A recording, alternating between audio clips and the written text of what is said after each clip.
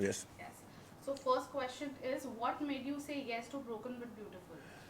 Well, very honestly, when I was offered Broken But Beautiful, when we went for the story, and when I heard the story, I just loved the storyline and I could relate to it.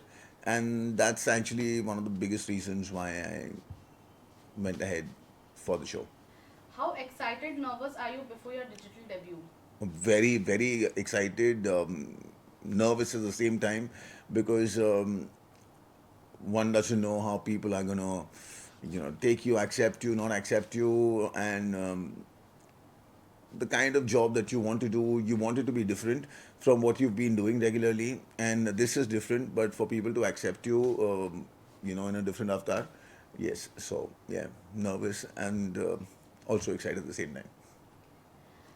Third question, you have been a part of TV, fiction and non-fiction both, films and now OTT, and digital is on a boom currently. Right. Your thoughts on various mediums? Do you think OTT is here to stay? And do you have a preference or any of these mediums? No, actually, for me, the medium really doesn't make much of a difference simply because as an actor, I enjoy my job and I love acting. And so, wherever there's something great that comes my way, I like to go for it.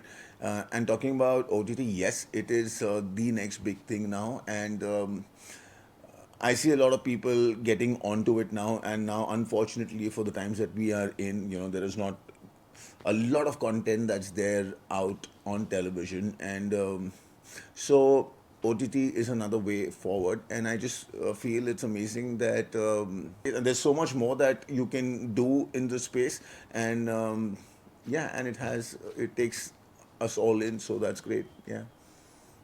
Any similarities between Siddharth and Agastya? Similarities between Siddharth, yeah, pretty much. I mean, yes.